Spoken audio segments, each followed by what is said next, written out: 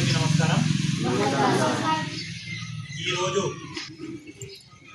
భగవాన్ బిర్సా ముండా జయంతి కార్యక్రమం ప్రభుత్వ గిరిజన బాలుర వసతిగృహం లింగాల్లో నిర్వహించడం జరిగింది. అసలు ఎవరు ఈ భగవాన్ బిర్సా ముండా? ఈయన జార్ఖండ్ రాష్ట్రంలోని కుంతి జిల్లాలో ఉలిహాడ గ్రామంలో జన్మించినటువంటి వ్యక్తి.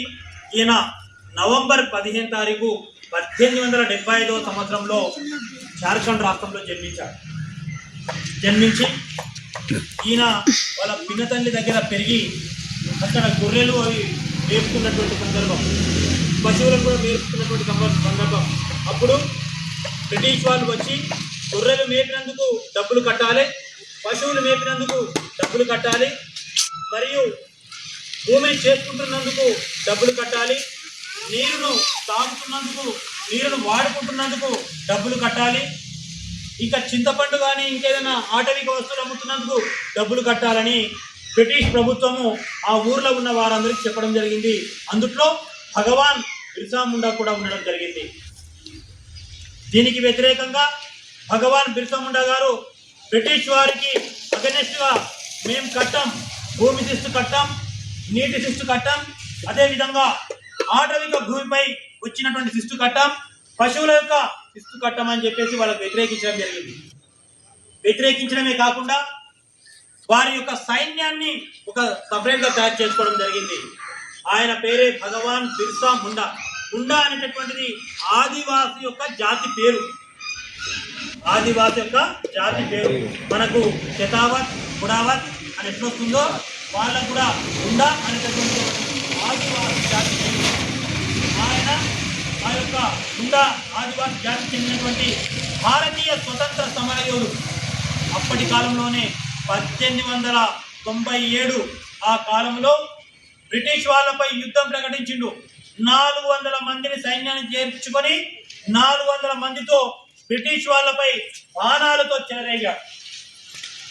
కుంతి యొక్క పోలీస్ స్టేషన్ పై కొంత పోలీసులను అందరినీ చంపి అక్కడి నుంచి ఆయుధాలను ఎత్తుకెళ్ళి బ్రిటిష్ వాళ్ళు ఎక్కడ కనిపిస్తే అక్కడ చంపడం ప్రారంభించారు. బ్రిటిష్ వాళ్ళు ఒకసారి యుద్ధంలో ఓడిపోయారు అతనితో.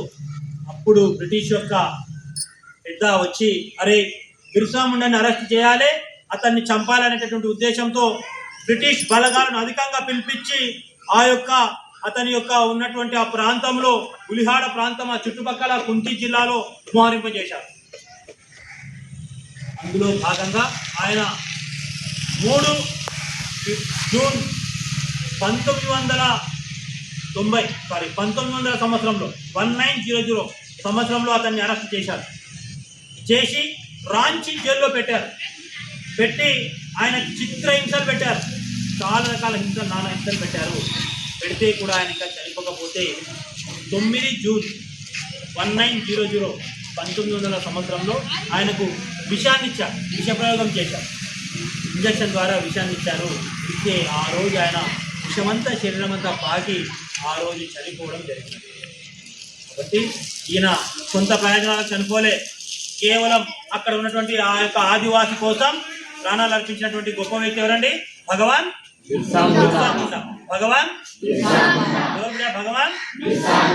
అతని యొక్క పుట్టినరోజు ఎప్పుడు? భగవాన్ది నవంబర్ 15 తారీఖు. ఎప్పుడు బిడా అనేటటువంటి ఉద్దేశాన్ని భారత పార్లమెంట్ గమనించి అతనికి భారత పార్లమెంట్లో ఒక బిర్సా ముండా విగ్రహాన్ని పెట్టడం జరిగింది.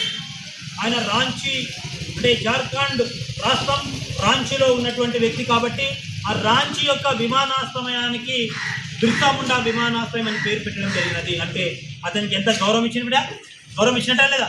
అంటే అప్పుడు బ్రిటిష్ వాళ్ళకు వ్యతిరేకంగా పోరాటం చేయడం అంటే చాలా కష్టం. వాళ్ళ దగ్గర తుపాకులు, వీళ్ళ దగ్గర కేవలం బాణాలు. అయినా బెదరకుండా 4-5 మంది 100 మంది సైన్యంతో బ్రిటిష్ వాళ్ళని అడలెత్తించాడు. దాదాపు ఒక 10 ఏళ్ళు. కాబట్టి అతను ఇచ్చిన ధైర్యమే ఆదివాసులకు పునాది అయింది.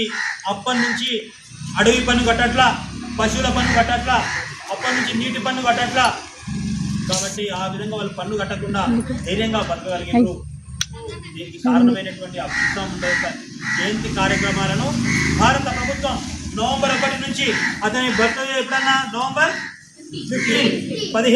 1 నుంచి 15 వరకు దేశవ్యాప్తంగా బిర్సా ముండా యొక్క భగవాన్ బిర్సా ముండా యొక్క ఉత్సవాలు జరగాలని ప్రభుత్వం చెప్పడం జరిగింది.